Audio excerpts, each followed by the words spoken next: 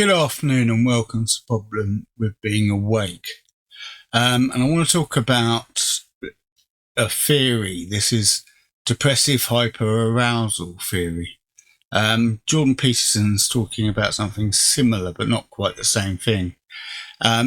So it explains why the woke come across as quite insane when they're fully involved in the woke mind virus, because they can't have their opinions challenged. And they have an addiction to being a victim and to taking offence.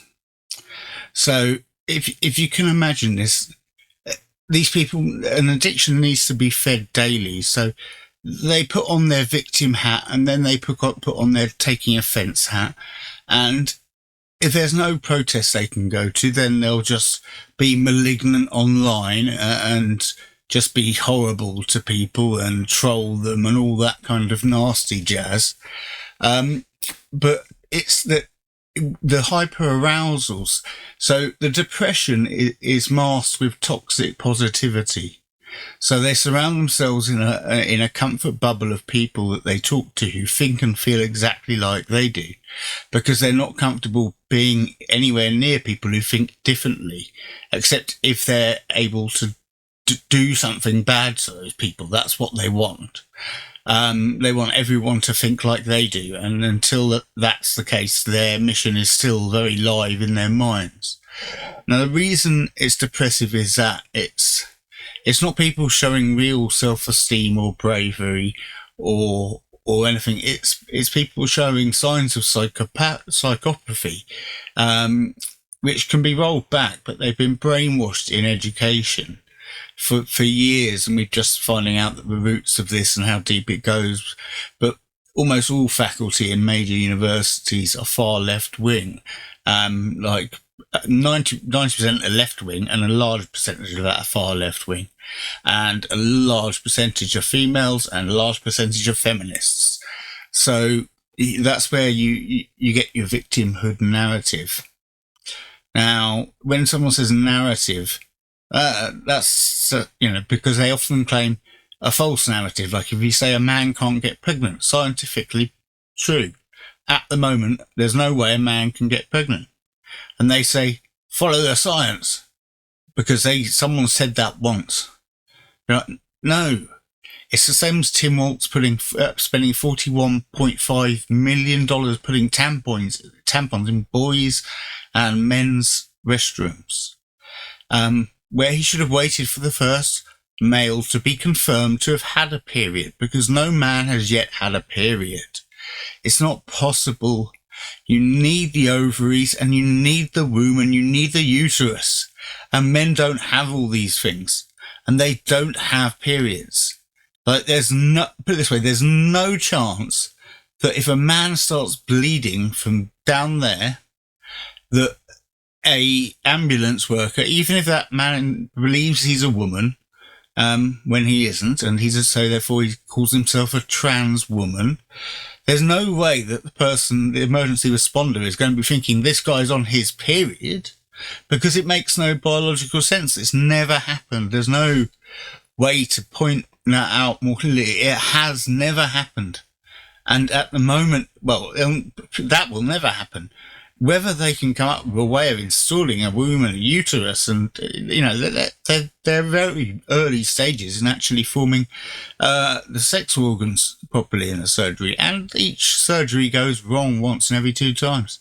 But with the idea of women in men's sports shouldn't be an idea. It shouldn't be a matter for discussion, let alone debate, because it doesn't have any basis in sanity. And a lot of the people, it's a scale. Woke, you can be mildly woke, but if you've got the woke mind virus and you're in that transmania group, or you're heavily, heavily victimized, then whenever your worldview is challenged, you have to react in one of two ways, which is one, to break down in complete hysteria and call the person who's challenging your worldview every horrible name you can think of. And the other one is to get aggressive with that person and call them every horrible name that they can think of. But the hyperarousal bit it's with them all the time. They want to be having a go at somebody who they believe is of a oppressing group, and they use Marxist intersectional victimhood theory to decide who's the most oppressed, who's the least oppressed. So at the moment that, the culture wars, on the left, they're demasculating men. They're saying, oh, we prefer more feminine, more beta males and alpha males. A ridiculous statement. Alpha males built the world. And it needs all sorts to make up society. I'm sorry, you can't cut one type of personality out, because it's not choice. It's natural. It's natural selection. It's genetic. But they're always in this state of, this could be offensive, this could be offensive. What's this person saying? They're always in a position where they're engaged in their victimhood and the mentality of it. And I link that to gamification, and that's where this theory sort of takes hold. Is during gamification, that means you're addicted to a computer game to the point that while you're playing it, you can be playing it for 15 hours. Your body shuts down the need for essentials like water, food, and going to the bathroom. And you can be so intensely addicted to that game that your body will shut all those things down until you stop the game, in which case you'll need all three immediately and it will come rushing through your body.